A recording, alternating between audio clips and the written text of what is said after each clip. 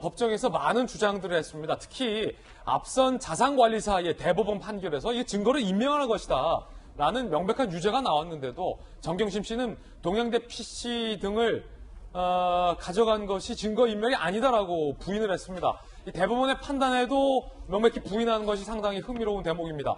그리고 영상 속의 딸이 1심에서는 정경심 씨의 딸이 아니다라고 봤는데 정경심 씨는 내 딸이 맞다라고 주장하고 있습니다. 하나하나 살펴보겠습니다. 일단 항소심에서도 검찰은 징역 7년을 구형했습니다.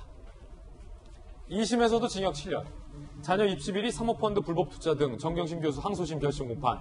검찰은 법치를 훼손한 중대범죄에 책임 물어야 한다. 입시 비리 혐의 등은 정당한 대가를 지불하지 않거나 노력에 비해 과도한 급부받는 불로수익을 범행한 거다. 펀드 비리는 조국 전 장관의 지위를 이용한 전형적 고위층 비리다 라며 징역 7년을 검찰은 구형했습니다. 거짓의 시간, 불공정의 시간은 보내고 진실의 시간, 공정의 시간을 회복해야 할 시점이다라고 징역 7년, 벌금 9억 원을 구형한 거고, 결과가 2심 결과가 다음 달 11일, 얼마 안 남았어요. 다음 달 11일이면 1심에서도 징역 4년의 유죄가 선고됐었는데 2심 판단 나올 예정입니다. 특히 아직도 정경심 씨는 동양대 표창장을 위조하지 않았다라고 주장을 하고 있습니다. 앞서서 1심에서는 동양대 표창장 위조한 게 맞다라고 법원은 인정하기도 했는데 정경심 씨는 그게 아니다라면서 이런 주장을 폈다고 합니다. 함께 보시죠.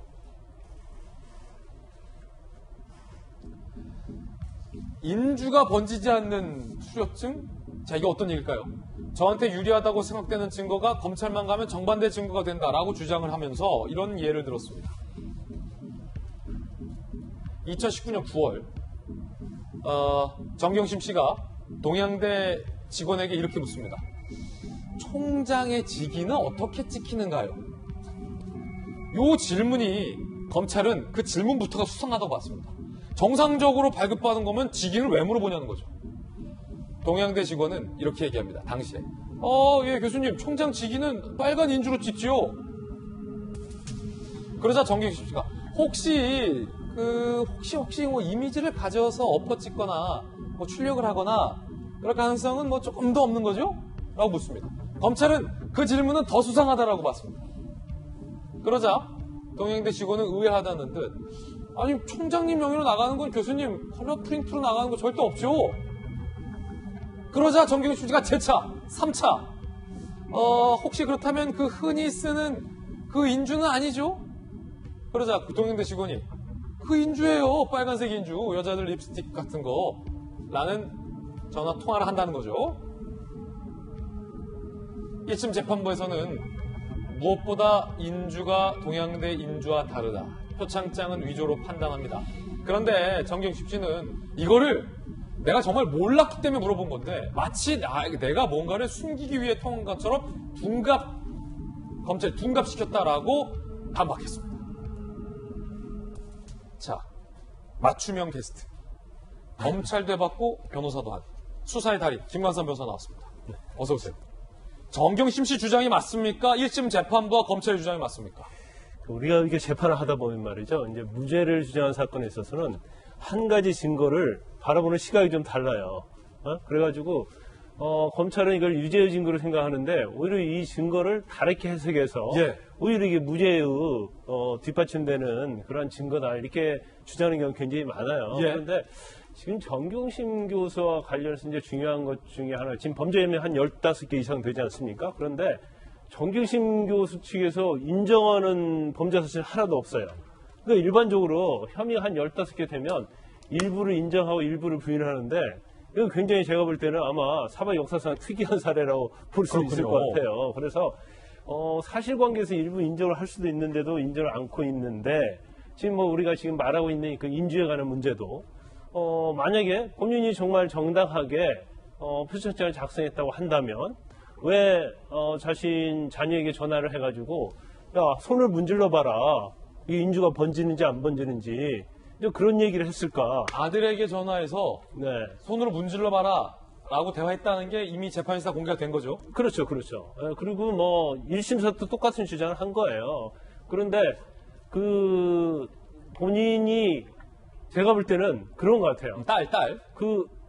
본인이 이제 딸에게 전화를 한 거예요. 그런데 본인이 정말로 유조를 한 적이 없다거나 그렇다면 그렇게 물을 이유가 없고 예. 두 번째는 저는 이제 개인적 생각인데 아마 이 문서를 작성한 지가 너무 오래된 거예요. 그 자기도 어떻게 작성됐는지를 모를 가능성이 있다는 거죠. 예.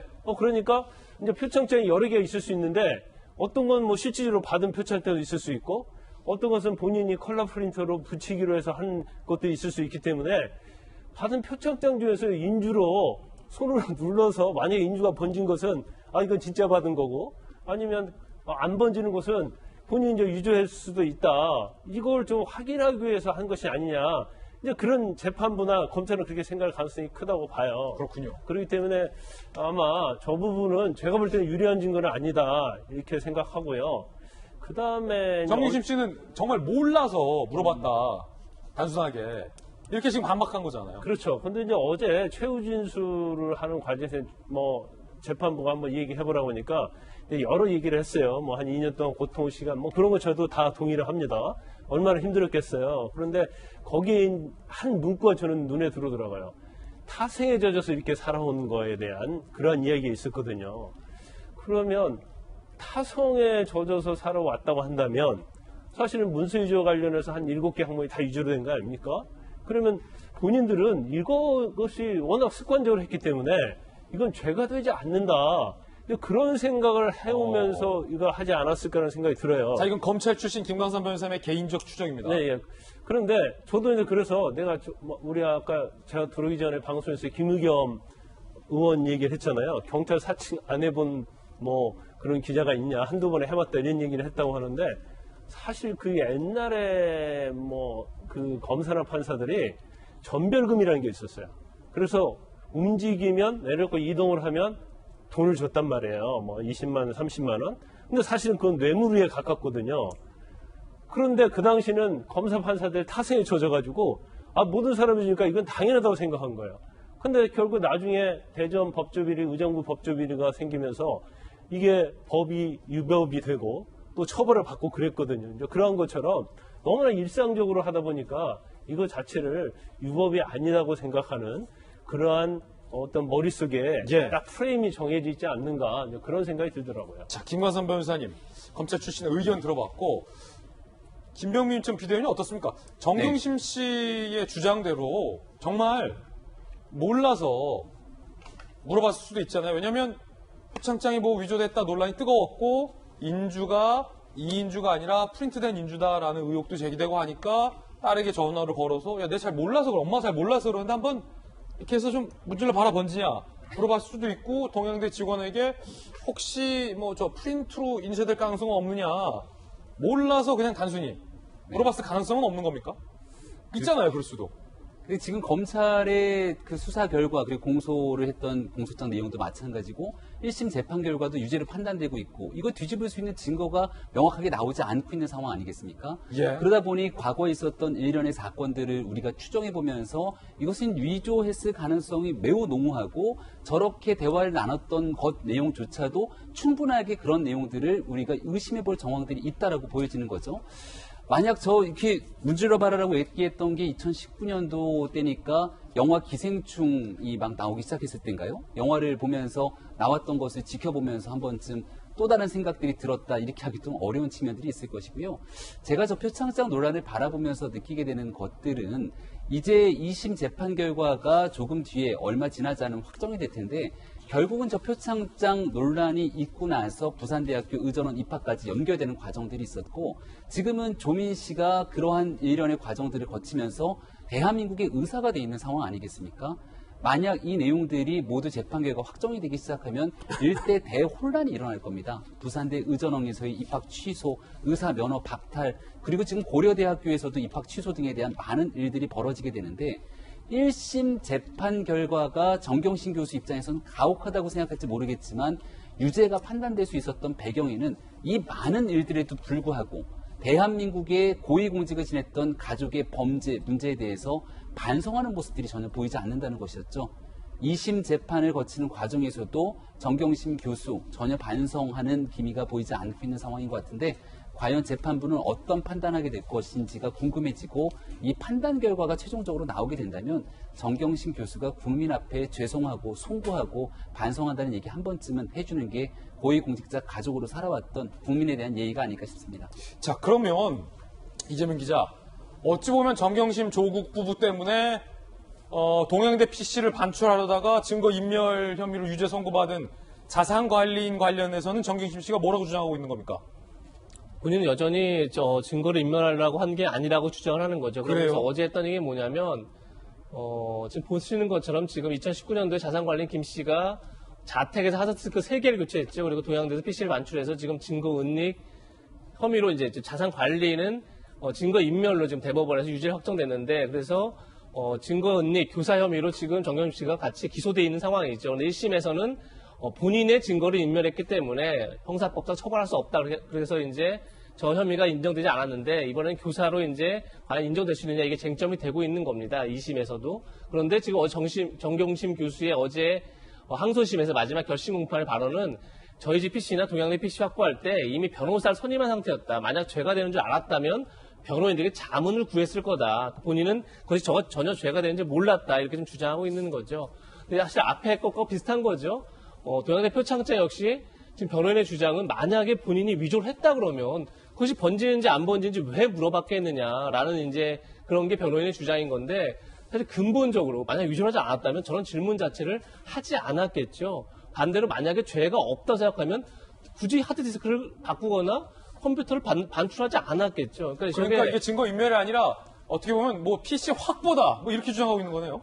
그러니까 본인은 죄가 되는지 잘 몰랐다는 주장인 건데, 그러니까 결국은 본인이 물론 이제 변호인 입장에서는, 그리고 이제 당사자 입장에서는 당연히 혐의를 부인할 수 있고 당연히 이제 반박할 수 있는 거지만, 근본적으로 생각하면 상식적인 의문을 떨치기 어려운 거죠. 왜 표창장을 위조하지 않았으면서도 굳이 표창장에 대해서 표창장 어떻게 만드는지, 어떤 직인을 찍는지 안 찍는지, 아니면 이미지를 덮을 수도 있는지를 왜 질문했는지, 그리고 만약에 정말로 표창장 위조 등이 문제되지 않는다면 왜 동양대에 있는 PC를 반출을 했던 건지 자체가 이제 의문이기 때문에, 물론 2심 재판부가 다시 어떻게 판단할지 모르겠으나 결국은 지금 조금 전에 이제 김광세 변호사도 얘기했지만 15혐의 전체를 다 부인하는 과정 속에서 지금 계속 공방이 길어지고 있는 건데, 2심 재판부가 어떻게 판단할지 지켜봐야 할 것 같습니다. 이 지점은 매우 흥미로운 겁니다. 왜냐하면 이미 그 PC를 반출한 자산관리인에게 대법원이 증거인멸 유죄를 선고했기 때문에 정경심 씨가 이거 시켰잖아요, 자산관리인에게.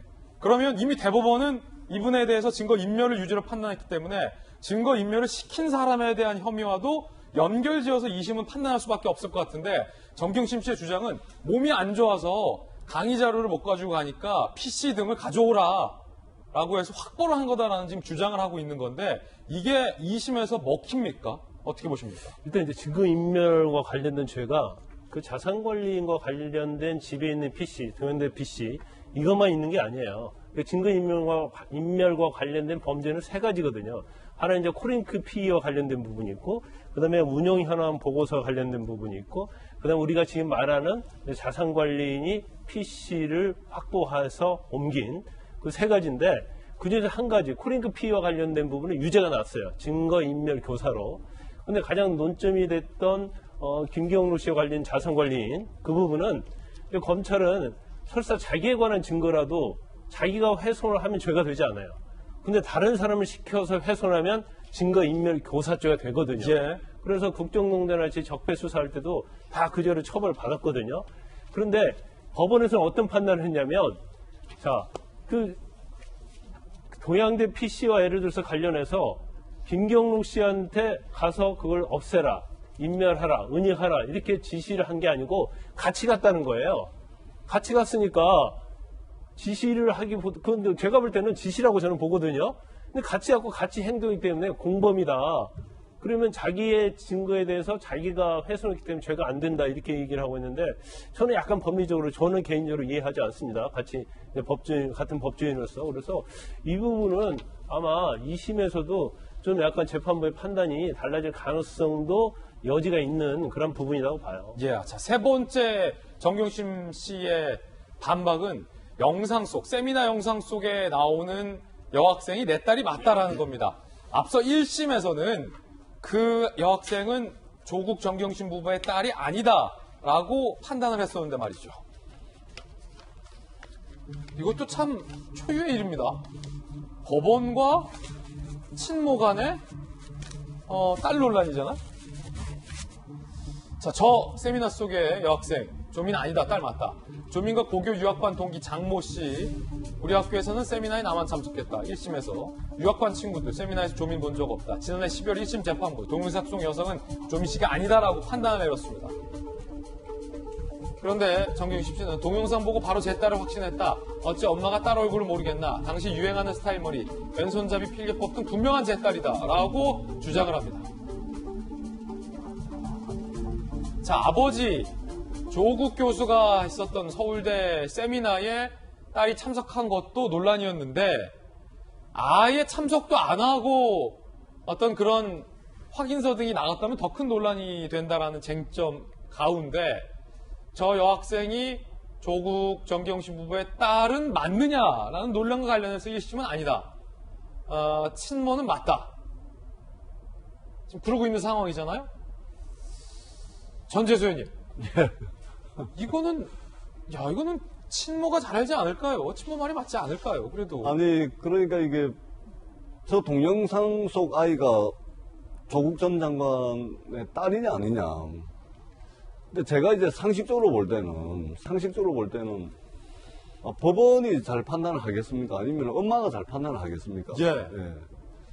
그렇기 때문에 저는 상식적으로 보자면 저것은 저 논란은 조국 전 장관 부인 말이 맞지 않을까. 그러니까 엄마가 잘 알아볼 거예요. 그러니까 예를 들면 그때 당시에 이제 머리 스타일, 그다음에 왼손잡이 필기법 뭐 이런 것까지 이제 구체적으로 말씀을 하시고 있잖아요.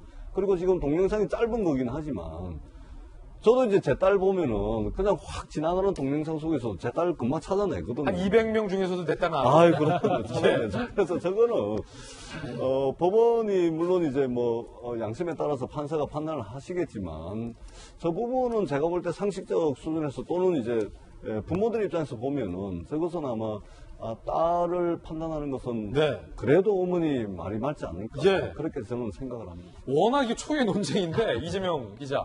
그럼 결국 2심 법원도 내 딸이 맞다라는 엄마와 1심에서 아니라고 하는 1심 결과 사이에서 뭔가를 좀 판단해야 되는 상황인 거잖아요. 그렇겠죠, 뭐.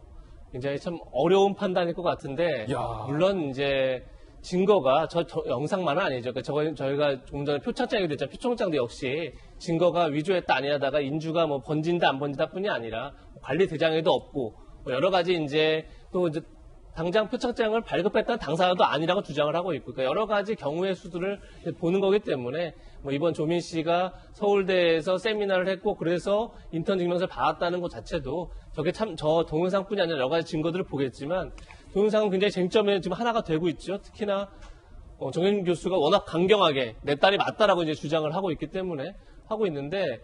글쎄요. 근데 그럼에도 불구하고 당시에 참석했던 같은 학교의 학생도 보지 못했다고 하고 있고 당시에 조교들도 보지 못했다고 하고 있고 그러니까 많은 사람들은 다 아니라고 하는데 정현 교수 혼자 지금 맞다라고 주장하고 있는 거기 때문에 글쎄요. 재판부가 어떻게 판단할지는 알 수도 없지만 참 글쎄요. 뭐 재판부 입장에서는 솔로몬의 지혜를 발휘하겠죠. 솔로몬. 하긴 솔로몬도 이제 자기 딸이라고 자식이라고 주장하는 주장했던 어머니에게 또 아니라고 판단을 하게 됐었는데 설레가 있군요. 그러니까 뭐 하여튼 뭐 어떤 판단을 할지는 봐야 될 것 같습니다. 뭐 당장 뭐 저희가 네. 이게 맞다 아니다라고 판단하기는 어렵겠죠. 예. 그러네. 또 듣고 보니까 솔로몬도 내 딸이다라고 주장한 어머니에게 당신 딸이 아니다라고 판단한 바 있다. 뭐 성경 속에 나오는 얘기긴 합니다만, 자, 이 관련해서 만약에 정경심 교수의 말이 사실이라면 정말 억울할 거예요. 내 딸이 맞다는 자꾸 다들 아니라고 하니까. 근데 만약에 조국 정경심 부부의 딸이 아니라면 누가 봐도 아닌 걸 내 딸이라고 우기는 거니까. 이야, 이거 어떻게 날지 한번 지켜봐야 할 것 같습니다. 어쨌든 1심에선 딸이 아니라고 판단했다는 거. 핫쌈입니다. 정경심 씨 변호인의 이야기 들어보시죠. 검찰의 주장은 정적 프레임에 가득한 언어로 시작해서 마지막 오늘 추후 변론까지 그랬던 것 같습니다. 권력형 비리, 교육에 있어서의 대물림, 정의의 실현, 이런 거창한 이야기와 선정적인 언어를 쓰면서 조국이라는 한 사람의 포커스를 맞추고 거기에 프레임을 정하고 거기에 꿰어 맞추는 수사의 결과가 아니냐.